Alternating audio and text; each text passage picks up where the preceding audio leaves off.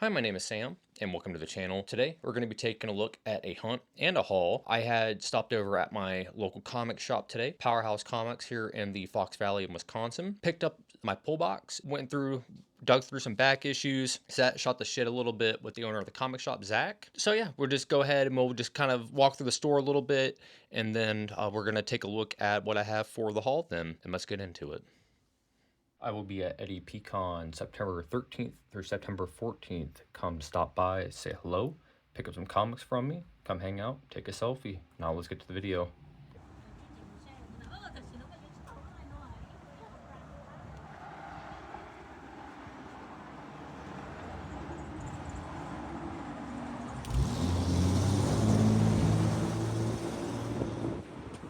Wrong side. How's it going, Zach?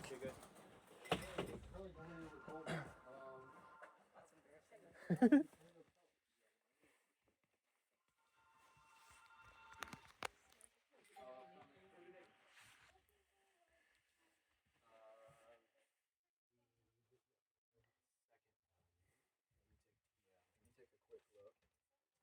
know they recollected all that stuff back up. No, I don't right now. There's a good chance that they're gonna. It might be out of print right now, but they're like doing like another printing. But unfortunately, at this time, I don't. Yeah, you're welcome. Okay. You too. Bye. Hey, shrimps. Look at this. Kind of cool. Little manga action. I don't know what it's manga be, but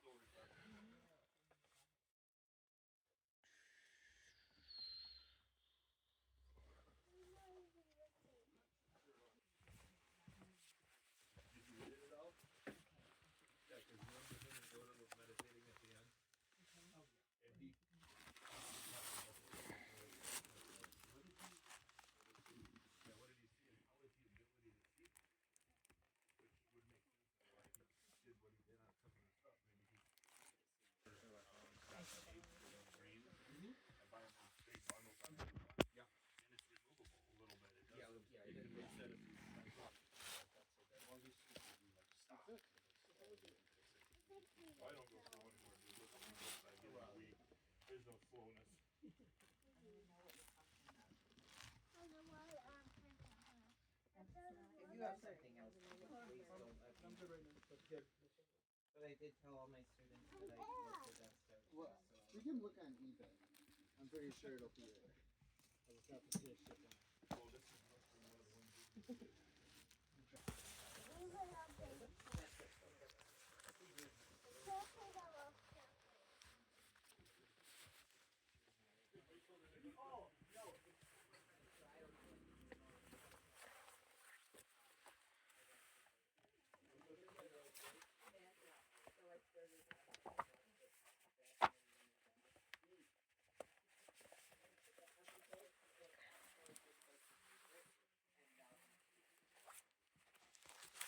oh yeah, I forgot this.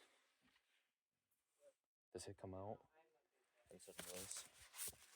There were things I was looking forward to that I pre-ordered like ages ago. Oh yeah. Yeah, they're like yeah, this is where all of his like adult comics are. So. Oh, there's a CYBERPUNK.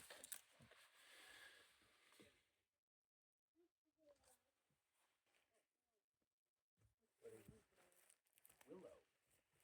It's a fantasy movie. It's a great movie. It's a fantasy movie from like the late 80s. Yeah. Childhood favorite. Yeah. I'm putting it on mainly because Val Kilmer just passed away. And he's one of the main stars in this one. He was the Batman It's, and forever. Have you ever seen Leprechaun? Yeah. Oh, it's World War. Yeah. I had Tombstone on yesterday. Oh, did you? Okay. I was like, you can't, if you just play that, you have to play Tombstone.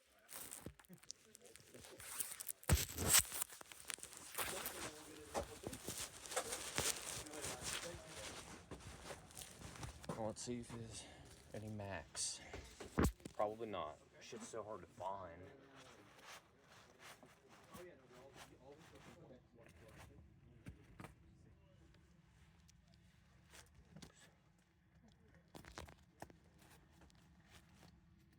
No Max.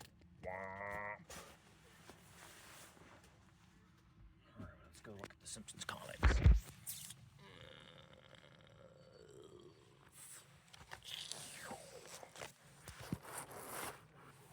A child will be born that will eventually be able to throw off the evil will that brings out her life.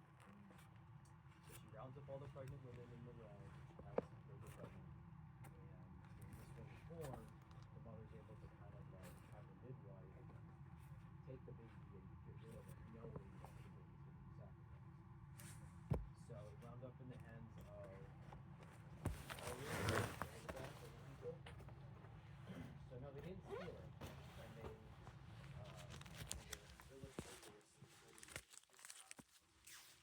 You found it. You need to go find humans with take a child that is not ideal. So this is where we're at this point. They find this guy stuck in a cage for reasons. And they're kind of like, well, what do we do?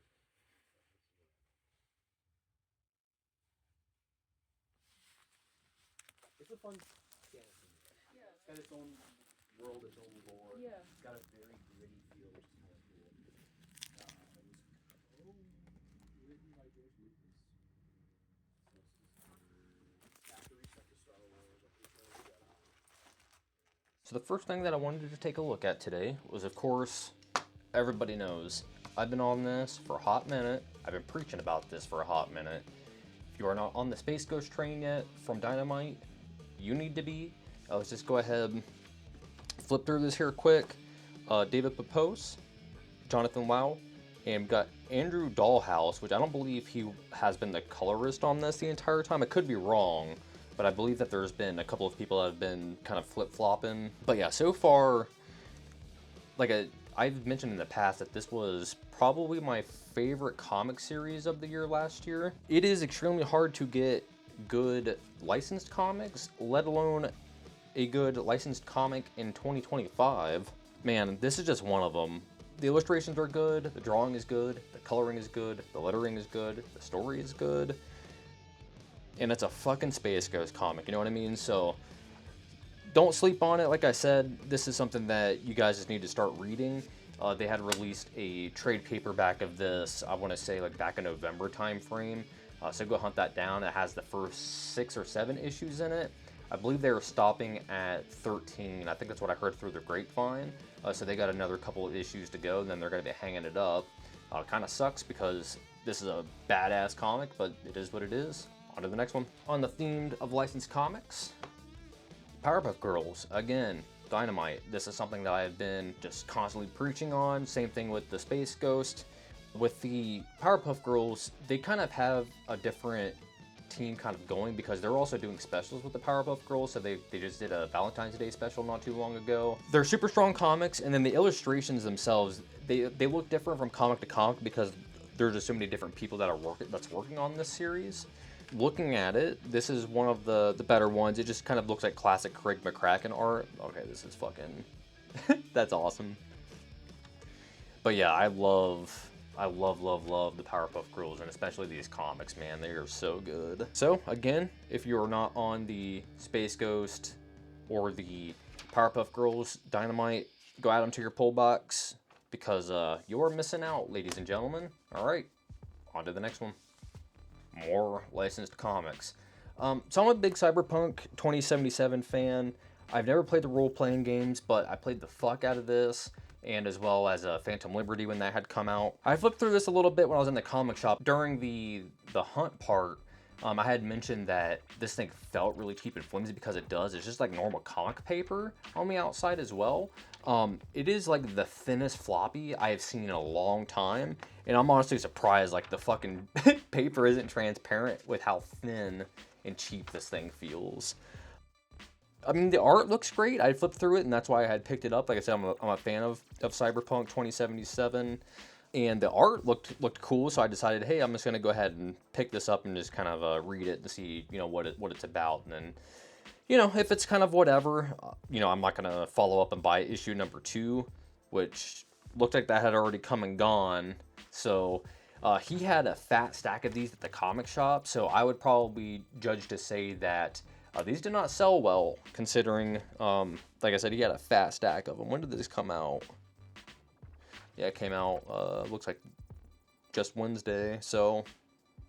Oh no, this is in February. Never mind. Wow, that's nuts. So yeah, there are already 2 issues in, and like I said, he probably had like 10 copies of this, like, chilling on his rack still, so... This one didn't look like it moved well.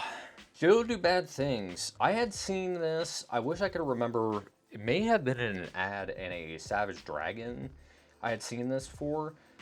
Just this image alone really got me. It reminded me a lot of, I wish I could remember his name, but the character from No More Heroes. Like he's like the villain in is it the first game? And then he kind of becomes friends with Travis Touchdown. Man, I can't remember what his name is. But anyways, he has like a very similar like S&M mask that he wears.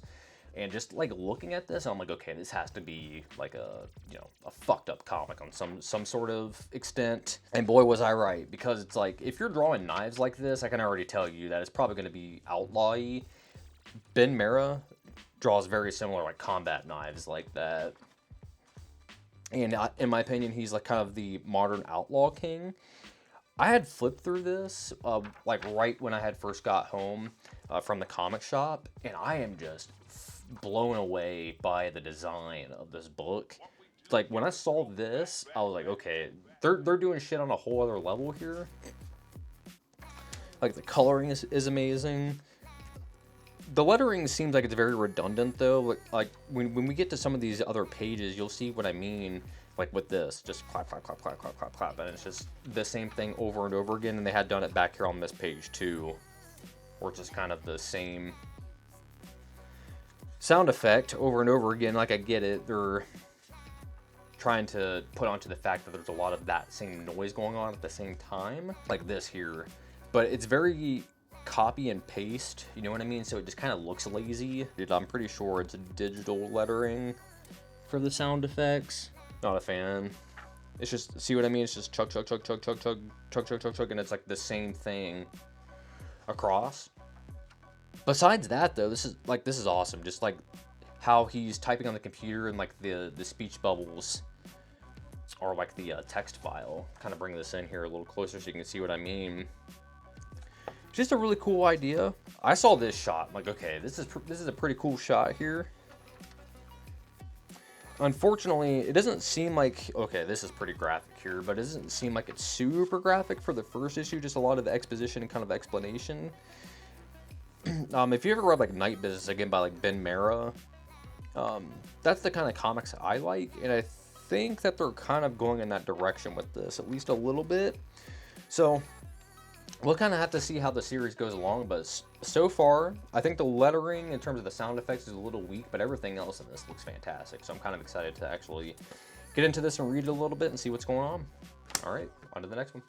Guess we're going to be sticking with Image here for a little bit. Bitterroot, the next movement. So this is the second series of Bitterroot. I had messed around with Bitterroot a little bit when it had first come out. Man, I can't remember when that was. It was like a couple years ago. And I was a pretty big fan of it, and I liked it. I really like 70s and like 60s, 70s aesthetic, especially if it is kind of music orientated. So how it has like this, you know, funk kind of look to it, I really appreciate. And the thing that really set me off on going back and checking the series out again and adding it to my pull box, purely because of the cover. I had seen this and I was like, okay, there's a lot of personality that's going on here. I'm gonna give it a shot again. And it looks like they're just gonna be doing a $5, so can't go wrong there. Okay, so I picked up a fat chunk of Savage Dragon. So this is issues 13 through 27. I own issues 1 through, is it 22? I think in like the hardcover ultimate editions that they had put out. I do not have any. I have like the first handful of single issues of Savage Dragon, and then I have like all of like the Savage Dragon spinoffs, so the Turtles comics, Megaton Man, so on and so forth. So whatever, you know, spinoffs they had done. So I don't have any other single issues, so I figured that this would be a good opportunity to get some. Fat stack. He had somebody turn in an entire Dragon collection, so he's just kind of selling stacks of them. I'd got this because there's a couple of variants in here that I wanted to pick up, but I think I'm just going to keep buying stacks of these from him because it's the cheapest way to do it. And how fast I read comics, like I'll fucking fly through these, and a majority of these, like I said, I already own or slash have read in the hardcover version. So this is purely just collecting single issues. So hell yeah, the Dragon. Car Warriors. So this is something that I pulled out of the dollar bin, and I want to say that I have issues 2 and 3 of Car Warriors that I've picked up in the past. If you guys are not familiar with it, which I doubt that most of you are, because this is like a dollar bin special, just one of those things. This series is badass. Like once we get in here, just look at this. I mean, we've looked at the series in the past before, but dude, look at this. Homies, exit wounds and everything. Just like the most outlaw face you've ever seen. Yeah, dude, these comics are so fucking cool, man. It's kind of like a futuristic Mad Max is like the best way to look at this comic, is what I would categorize it as. It's like in the future, but it's not. It's kind of hard to explain, you know, it's like a weird like alternate reality sort of thing, I guess is how I would explain it. But man, just like look at that ink on this.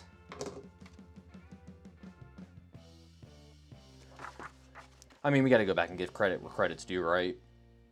So we got Chuck Dixon, Steve Dillon, Phil Winslade, and Jade Modet, and Steve Bucaletto. I'm not familiar with these two, but Chuck Nixon and Steve Dillon, I'm familiar with their work. So yeah, this came out in '91. So right around before the comics boom. Because I would say like the big comics boom was probably like, you know, 92 to about 96. That 4-year period, comics were just hot as fuck. And then of course we all know that 96 is the year that comics took a nosedive, and that's where everything started to fall apart. Like I was saying, this is just a strong comic. The illustrations in it's so good, but for me, it's the ink slinging in here, man. Just so much black. You love to see it. All right, well, let's just go ahead and spin it up and go to the next one. Okay, Edge. So this is through Silver Wolf. The reason why I picked this up, I'm not entirely familiar with this comic, but this is the same label that Tim Vigil put Grips out through. So naturally, I saw this cover and I'm like, okay, this has to be some outlaw bullshit here. So let's just take a look. All right, so we're checking out so far. Black ink, that's a good sign. Some rudimentary drawings though. This is a pretty weak looking drawing.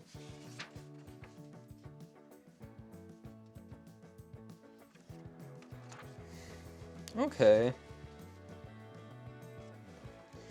I mean, wow, it's just like a Ford Probe. Is that what this is?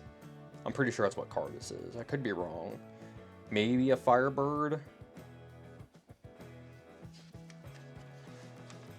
Because what year is this? 87. So I doubt it's a Probe, because I feel like a Probe is probably like a late 90s, early 2000s vehicle. So this is probably like a Firebird. Alright, well, I mean, yeah, this thing sucks. Do not recommend. I found these again in the dollar bin. So we got Crack-A-Boom #1 and Crack-A-Boom #2. We're just gonna keep this one sealed just for the sake of time. But we'll flip through this one here real quick. I'm a huge fan of Mr. Monster. It's one of my favorite like Dark Horse things. So I thought that was kind of surprising that this was a Caliber Comics. So that was something that I guess escaped my brain a little bit. I did not know that Mr. Monster was a Caliber Comics thing before I had moved over to Dark Horse. Okay. So I'm just gonna be realistic here. This is fucking amazing. I wasn't expecting that art to begin with. Oh, check that out, man. But the red ink, I am like the biggest mark for like this one-tone style of ink, because it reminds me a lot of like manga and stuff, you know what I mean? So it's like Go-Go 13. So it's like this kind of stuff that goes on in there, or there's just a lot of like one-tone printing. That's what it reminds me of. But yes, I was not expecting that. What is going on in this comic? Dude, okay. I see what we're doing here. Wow. This is actually incredible. Is this like an anthology book? I guess. Yeah. Hell yeah, dude, I didn't even realize, and like, obviously you guys know, I'm the anthology guy here. Literally in the midst of making my own. Which, speaking of which, as this video is going to be released, probably going to be like mid in the week when this video comes out. The comic is coming along great, and it is pretty much donezo at this point. I'm standing by for somebody's pages, so whenever they do get those to me, I'm going to be able to get it done. I have all the editing and everything like that completely finished. At this point, I am just playing the waiting game. So I decided to pick up Tomb Raider 0, Tomb Raider Half, Tomb Raider 1. I've been trying to track these books down for some time. I am a massive Tomb Raider fan, especially like the first 4 games, I would say. I fucking love them. It just is what it is. I've never seen these out in the wild. Like, I've seen later issues, but never the earlier ones. So I'm glad I finally got to pick these up. So let's go ahead and let's crack open #0 and let's take a look at it. Oof, this movie. Beckers. Let's go ahead and pop in here. So of course we know the darkness is a Sylvester thing. Oh wow, we got some marketing going on here. Straight Mercedes symbol there. Wow. Her fucking Mac 10 Uzi is so big in her hand. This is a little weird. This is like different paper.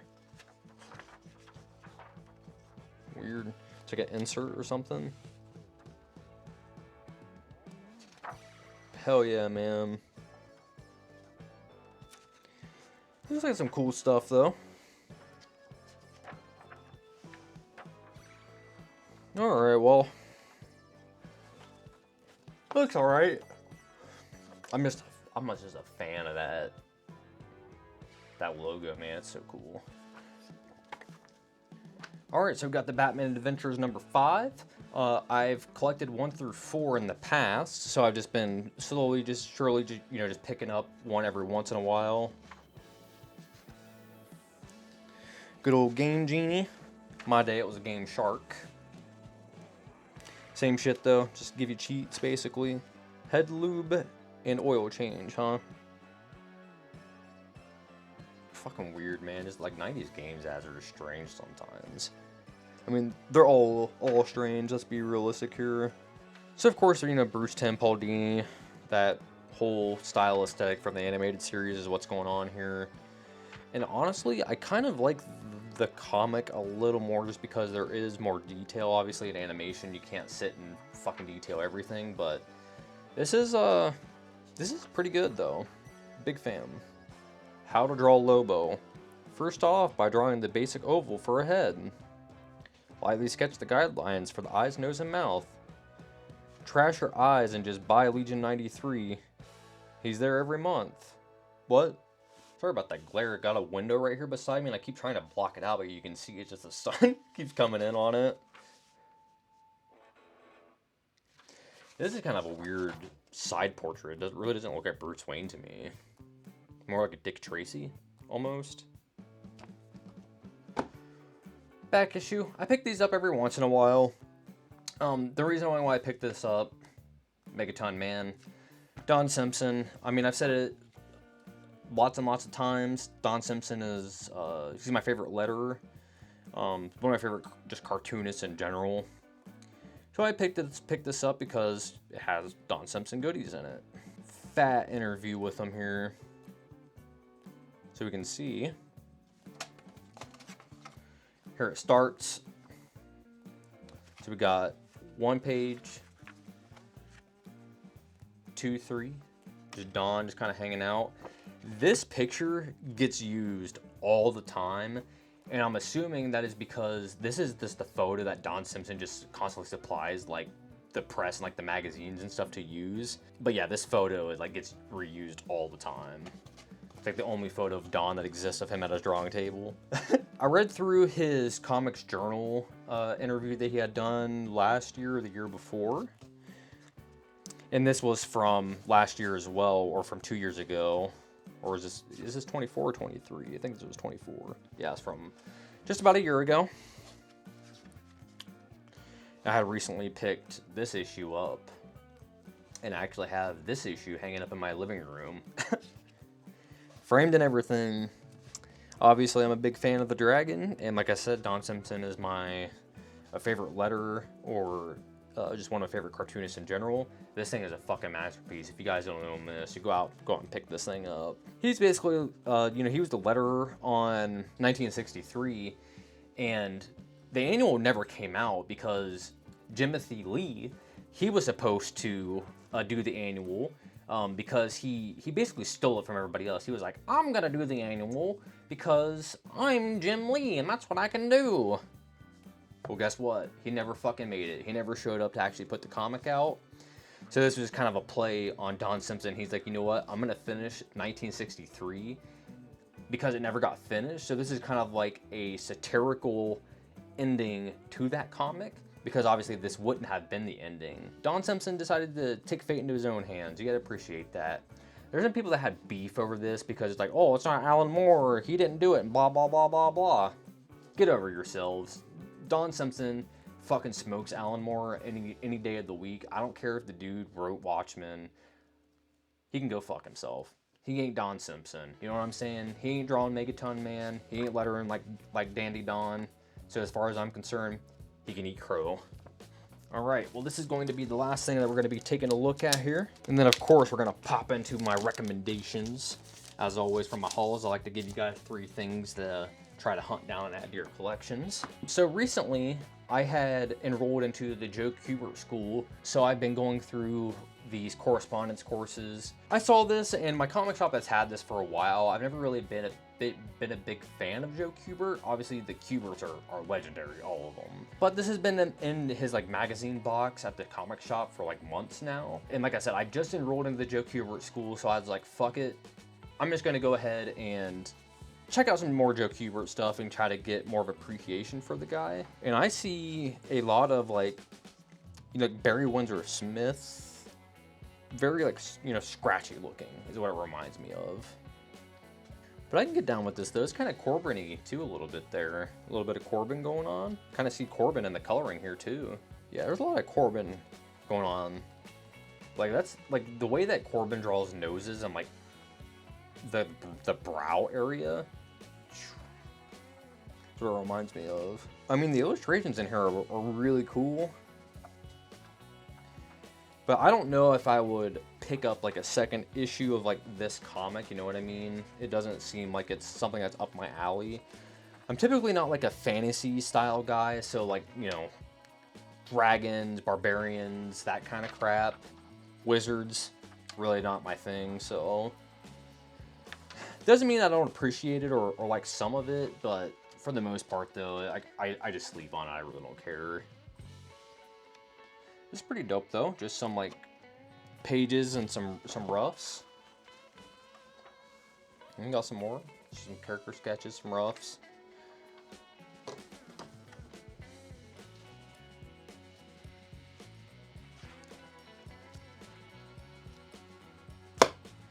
Savage Street Vigilante. This is the Jim Rugg cover. Jim Mafood had done this. This is his comic. Let's go ahead and pop this open here quick.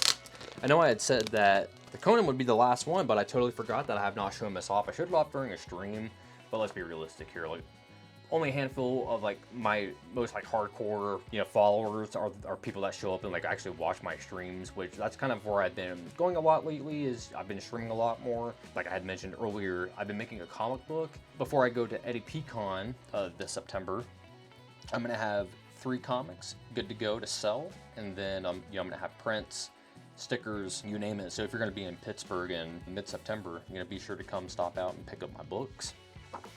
So, if you're not familiar with Jim Mafood, he has a very unique art aesthetic. Very, what's the dude's name from Tank Girl? It's terrible, I can't remember what his name is. Jamie Hewlett, that's what it is. He's very heavily influenced by Jamie Hewlett, and I don't think that's like a secret. He wears that on his sleeve, and he even says as such. This is just batshit insane. It's just a fun-ass read, man. I don't know what else to say about Jim. Like, I love the dude. You know, I still really look up to the guy, and I honestly think that because me and him both are gonna be at APCon, I'm gonna get into his ear a little bit. I'm gonna talk his fucking ear off because, like I said, it's like Jim, Sean Crystal, Mateo Scalera over at Ink Pulp, like they're really pushing me forward to make comics and to get comics done and trying to progress me. I even think like Sean Crystal especially, he sees a lot of potential in what I'm doing. I've had a lot of people tell me as such, like, hey man, like you need to keep doing what you're doing because like there's a lot of potential here. You know, guys like Jim Rugg, guys like Don Simpson, guys like Steve Rude, basically all of my greats I have reached out to, and every single one of them was like, dude, keep fucking going because like there's something here. Like I said, it's like I took art classes last year for many weeks with Ray Farabach. He was the art director at Kitchen Sink Comics for about 14 years. So he was there from, you know, mid 80s to about when they closed their doors in the you know, in the late 90s, early 2000s there. So I learned a shitload from him. Basically gave me all of my foundations, so on and so forth. And since he was the art director at Kitchen Sink, you know, kind of put me through with Don Simpson because I told him I was a big fan, and then that just kind of like spiraled from there. Pete, folks, like, I will be a full-time cartoonist at some point. That is what I'm working towards, and then once I kind of get there, I don't have to work, you know, a typical, it's not even a 9 to 5, I work like 9 to 7 every day, and then I'm making comics, and then I'm, you know, editing, doing streams, so on and so forth. Once I get to that point to where I do not have to, you know, work a shitty 9 to 5 job anymore, I will crank out more videos and, you know, probably do 1 or 2 a week, and then do a stream every week, and then still be able to make comics. It's like working 10 hours a day, and then right afterwards heading straight over to my drawing table, doing what I need to do there, popping stuff into the computer, scanning it, doing what I need to do there, you know, hustling, making websites, making stickers, this and that.